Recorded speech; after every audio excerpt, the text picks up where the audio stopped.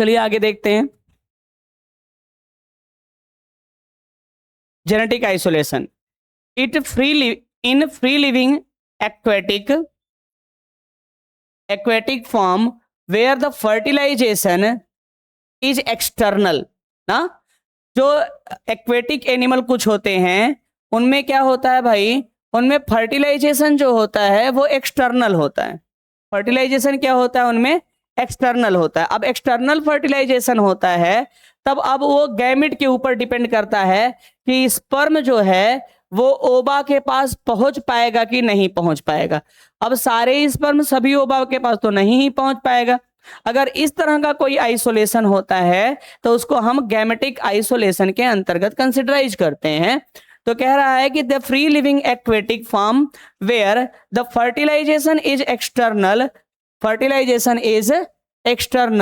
The gamete produced by different species usually do not attract each other.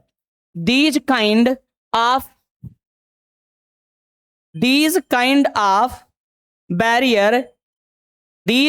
of barrier is called, इनको हम लोग क्या चलिए देखते हैं आगे। रिप्रोडक्टिव आइसोलेशन हो गया है, गैमेटिक आइसोलेशन भी हो गया।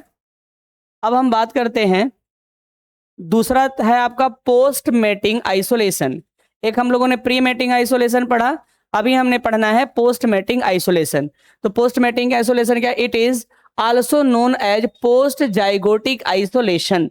इनको हम पोस्ट जाइगोटिक आइसोलेशन के अंतर्गत भी कंसिडराइज करते हैं, या उनको हम पोस्ट जाइगोटिक आइसोलेशन कहते हैं।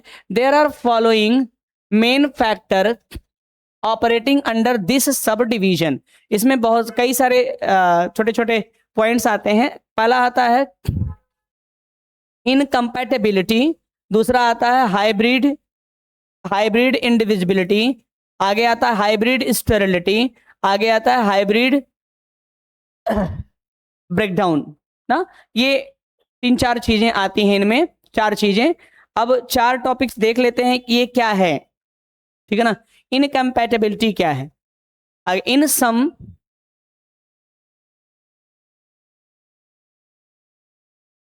instant mating take place between population, but fertilization may not take place, or even fertilization may be occur but no hybrid progeny will formed, ठीक है ना। कुछ लोगों में इंस्टेंट मेटिंग कुछ ऑर्गेनिज्म में हो जाते हैं, और अगर ऐसा हुआ कुछ पॉपुलेशनों के बीच में, तो अगर ऐसा हुआ तो चांसेस होते हैं कि फर्टिलाइजेशन ना हो। अगर फर्टिलाइजेशन हुआ तो हाइब्रिड प्रोजनी नहीं बनता ना, हाइब्रिड प्रोजनी ना, but no hybrid progeny will be formed. और ये होता कहां पे है, इन plant pollen tube fail to grow and will not reach in ovule, ठीक है। प्लांट के केस में ऐसा देखने के लिए मिलते हैं।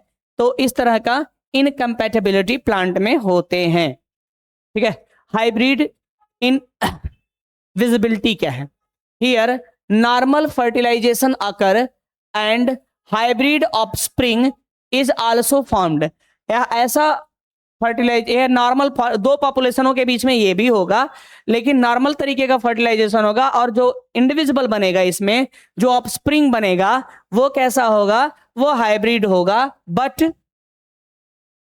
The hybrid has reduce to viability, उस हाइब्रिड के अंदर पावर ऑफ वेबिलिटी जो होगी वो नहीं होगी या रिड्यूस हो जाएगी। द हाइब्रिड इनवेबिलिटी में appear at any stage of development. Hybrid viability जो है वो किसी भी स्टेज में प्रदर्शित हो सकती है, दिखाई देती है। आगे हाइब्रिड स्टेरिलिटी क्या है, in many cases the hybrid may be vigorous and live to sexual maturity but are sterile. For example, horse and donkey horse and donkey are two different species. A hybrid mule is produced from the mating of male horse, ये देखेंगे, mating of male donkey and mare. ठीक है, मायर क्या है? Female horse. Mail donkey और female horse के mating से जो मिलते हैं वो क्या है? वो मोल मिलते हैं हमको। और मोल जो होते हैं वो हाइब्रिड होते हैं और स्टेराइल होते हैं। ठीक है, अब यहां पे देख लीजिएगा, मेल डोंकी और फीमेल, यानी मेल डोंकी और मायर मतलब फीमेल हॉर्स से मोल पैदा होते हैं और ये इनफर्टाइल होते हैं, यानी ये फर्टिलाइजेशन नहीं कर सकते, ये बेबीज प्रोड्यूस या ब्रीडिंग नहीं कर सकते। अगर मेल हॉर्स है और फीमेल डोंकी है, यहां रखिएगा, यहां मेल डोंकी था, यहां फीमेल डोंकी अगर रहेगा तो हिन्नी पैदा होंगे। और बोथ, दोनों मोल्स और हिन्नी दोनों ही स्टेराइल होते हैं। मोल और हिन्नी दोनों ही क्या है? स्टेराइल होते हैं। इस बात को आप समझेंगे।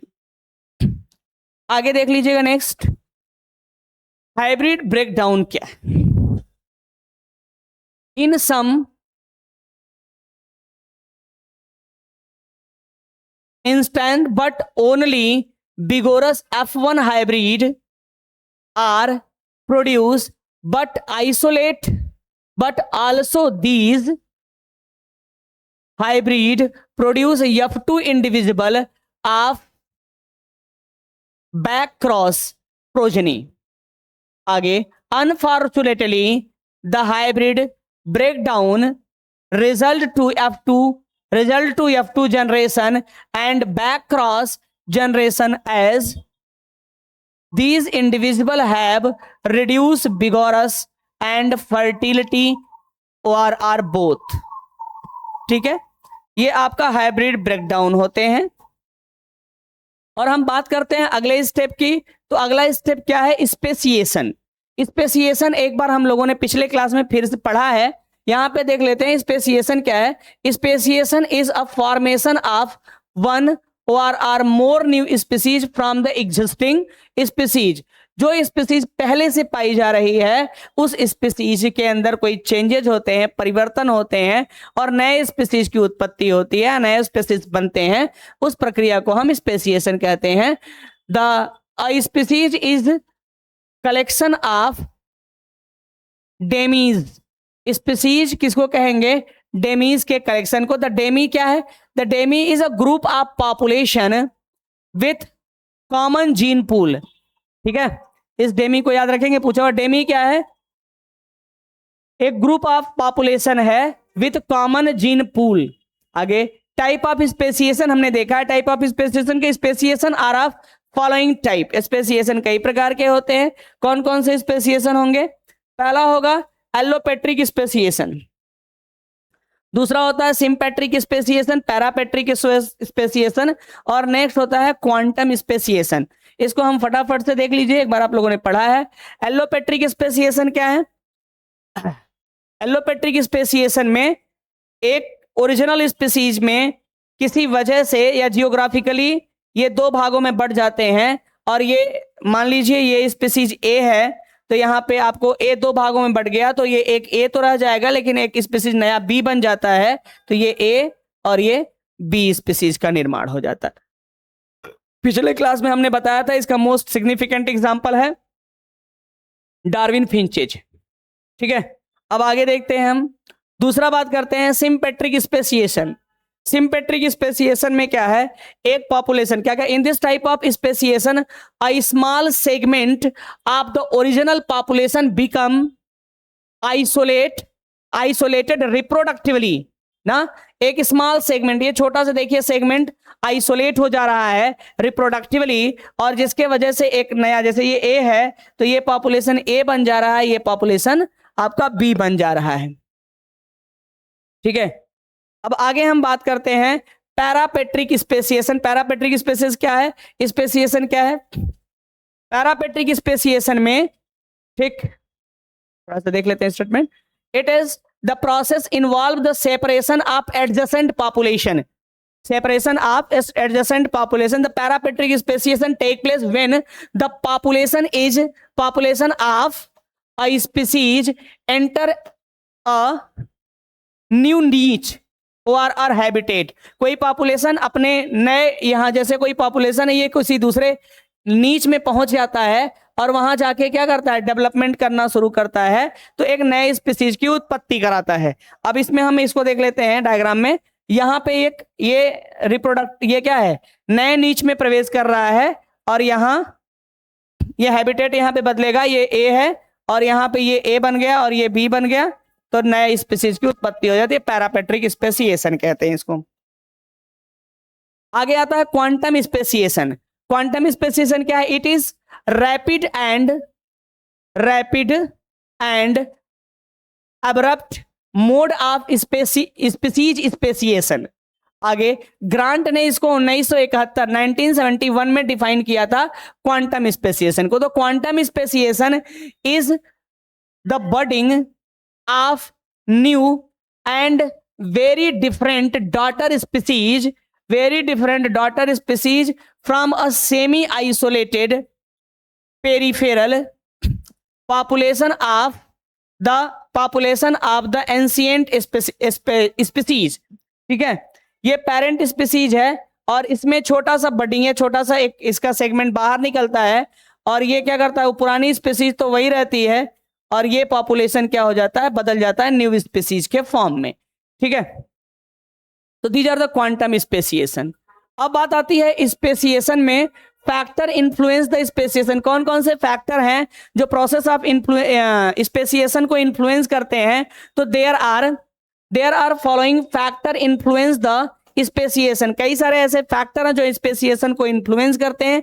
पहला है म्यूटेशन, दूसरा है रिकॉम्बिनेशन, तीसरा है natural selection, hybridisation, genetic drift, polyploidy and isolation. अब इसमें से बहुत सारी चीजों को आपने पढ़ा है, तो ये सारी चीजें स्पेसिएशन के लिए रिस्पॉन्सिबल होती हैं। आगे तो अभी तक के लिए आपका पहला यूनिट, दूसरा यूनिट, तीसरा यूनिट और ये चौथा यूनिट खत्म हुआ। ठीक है, ये चारों यूनिट आज MSc fourth semester, MSc fourth semester